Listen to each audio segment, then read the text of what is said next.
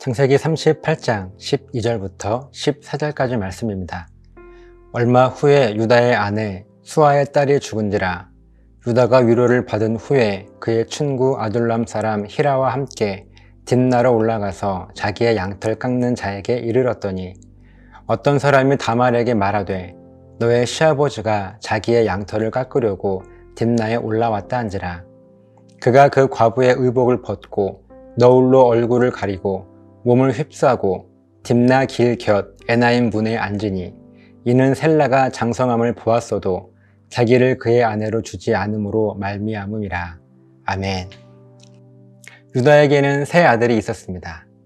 엘, 오난, 그리고 셀라, 이 세 아들의 이름입니다. 그런데 그 중에 첫째와 둘째 아들이 먼저 죽게 되지요. 하나님께서 첫째, 둘째 엘과 오난을 죽이십니다. 왜냐하면 엘과 오난은 하나님의 계획을 망쳐놓고 있었기 때문입니다.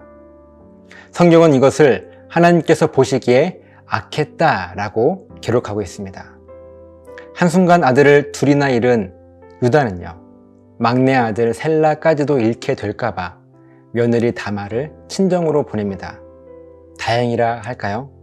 막내 아들 셀라의 나이가 아직 결혼할 나이가 되지 않아서 당장 막내 아들을 큰 형수와 결혼시키지 않아도 되었습니다. 그러나 유다의 속마음은 막내 아들 셀라를 며느리 다말과 결혼시키고 싶지 않았습니다. 다말을 친정으로 돌려보내는 것도 사실은 다말을 평생 과부로 살게 할 작정이었기 때문입니다. 이 구약시대의 과부가 된다는 것은요, 가장 큰 재앙 중에 하나였습니다. 일단 과부가 되면 자기가 과부라고 하는 표시를 사람들에게 해야 했기 때문에 일반적인 옷을 입을 수가 없었습니다. 과부라고 하는 그 표시를 하고 있는 과부의 의복을 입어야 했습니다. 그리고 화장도 할 수 없었습니다. 이렇게 평생을 과부로 살아야 했습니다. 그렇기 때문에 이 다말에게 자기가 평생 과부가 된다라고 하는 것은요, 아주 큰 재앙이었습니다. 유다의 며느리 다말은 시아버지인 유다가 막내 아들 셀라를 자기와 결혼시키지 않을 것이라고 하는 것을 눈치채고 있었습니다. 그렇게 다말은 친정으로 돌아가게 됩니다. 그러면서 오늘 본문이 이어집니다. 12절입니다. 얼마 후에 유다의 아내 수아의 딸이 죽은지라. 유다가 위로를 받은 후에 그의 친구 아둘람 사람 히라와 함께 딥나로 올라가서 자기의 양털 깎는 자에게 이르렀더니. 다말이 친정으로 돌아간 후에 유다의 아내가 죽게 됩니다.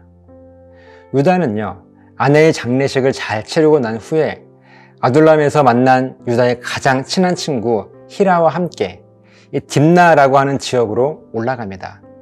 그리고 거기에서 자기 양들의 털을 깎는 곳에 도착을 합니다. 딥나라고 하는 이 지역은요, 유다가 살던 아둘람에서 조금 위로 올라가면 갈 수 있는 곳이었고요, 유다의 며느리 다말의 친정집이기도 했습니다. 그러니까 딥나에 다말이 살고 있는 거예요. 13절입니다. 어떤 사람이 다말에게 말하되 너의 시아버지가 자기의 양털을 깎으려고 딥나에 올라왔다 한지라. 다말은 친정집에 과부의 옷을 입고 화장도 하지 않은 채로 밖에 나가지도 못하고 집에서만 지내고 있었습니다. 그러면서 시아버지 유다가 막내 아들 셀라도 자기의 남편으로 주지 않을 것을 눈치채고 전전긍긍하고만 있었습니다. 평생 과부로 사람들의 눈총을 받으며 살 것을 생각하니 눈앞이 깜깜했습니다. 그런데 다말의 귀에 시아버지 유다가 자기가 살고 있는 딥나에 와 있다는 소리가 들립니다. 그리고 다말은 한 가지 큰 결단을 내리게 되지요. 14절입니다. 그가 그 과부의 의복을 벗고 너울로 얼굴을 가리고 몸을 휩싸고 딥나 길 곁 에나임 문에 앉으니 이는 셀라가 장성함을 보았어도 자기를 그의 아내로 주지 않음으로 말미암음이라. 다말은 어쩌면 벼랑 끝에 궁지에 몰린 상황입니다. 평생을 과부로 살아야 하는 그런 모습이에요. 무엇인가 하지 않으면 결국 그 벼랑 아래로 떨어지게 될 판이었습니다. 그때 다말은 한 가지 꾀를 내지요. 일단 과부의 옷을 벗고 너울로 얼굴과 몸을 감싸고 시아버지 유다가 있는 곳으로 향합니다. 다름 아닌 창녀로 변장을 하여 시아버지 유다의 씨라도 받아내어 자손을 이어갈 생각을 한 것이죠. 다말이 왜 이렇게까지 했는가 하면 시아버지 유다가 결국 막내 아들 셀라도 자기에게 주지 않을 것이 뻔했기 때문에 그래요. 그러면 결국 다말은 평생 과부라고 하는 큰 재앙 속에 살아야 했기 때문입니다. 매일 신앙 고백하며 하나님을 예배하시는 여러분, 창녀로 변장하여 시아버지 유다에게로 향한 다말은 어떻게 되었겠습니까? 이어지게 될 말씀을 통해서 함께 그 결과를 우리가 나누게 될 것입니다. 그런데 오늘은요, 오늘 본문을 통해서 저와 여러분이 함께 고민해 보고 싶은 것은요, 다말이 왜 그렇게까지 했을까? 라는 것입니다.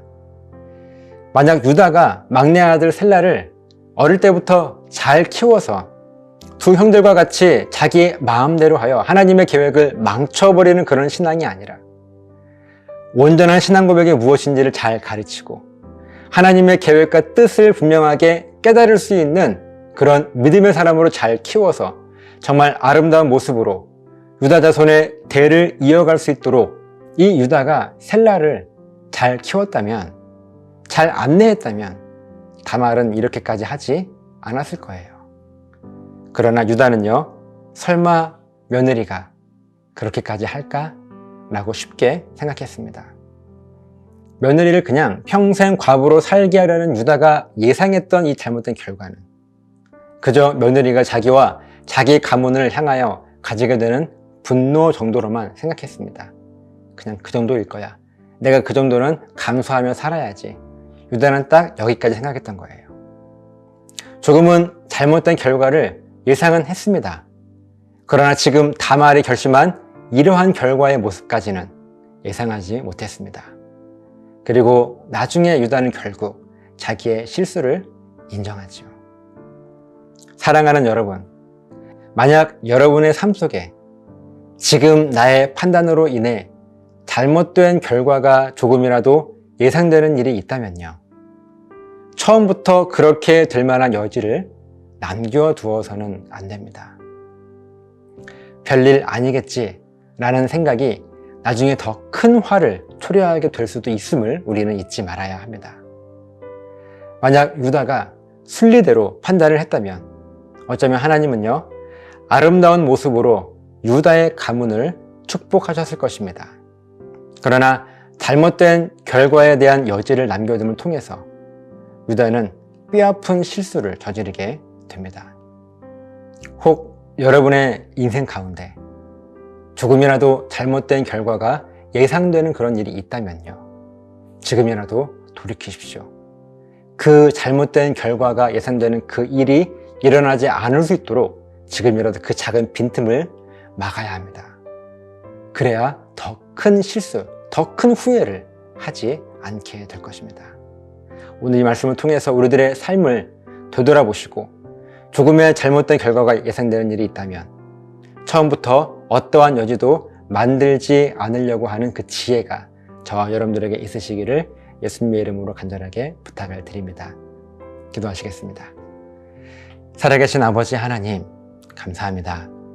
하나님의 도우심과 은혜로 하루하루를 살아가지만 우리의 삶이 부족하기 때문에, 우리가 연약하기 때문에 잘못된 결과가 예상되는 일이 있다 할지라도 잘 되겠지, 어떻게든 될 거야 하는 그런 마음에 그냥 넘어가 버리는 경우들이 많이 있습니다.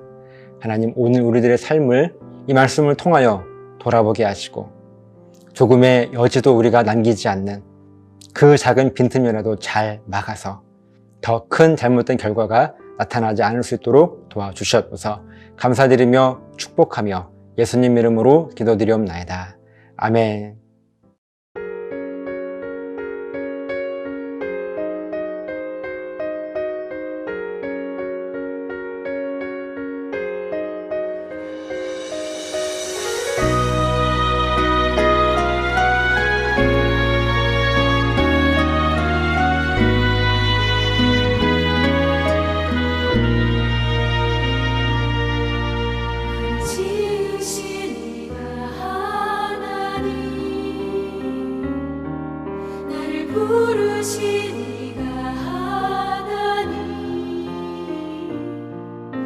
나를 보내신 이도 하나님 나의 나 된 것은 다 하나님 은혜라 날 달려갈 길 다가도록 나의 마지막 호흡 다하도록 나로 그 십자가 품게 하시니 나의 나 된 것은 다 하나님 은혜라 한량없는 은혜 갚을 길 없는 은혜 내 삶을 애워싸니 하나님의 은혜 나 주저함 없이 그 땅을 밟음도 나를 붙드시는 하나님의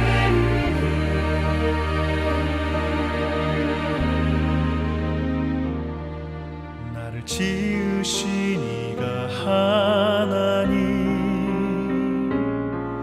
나를 부르신 이가 하나님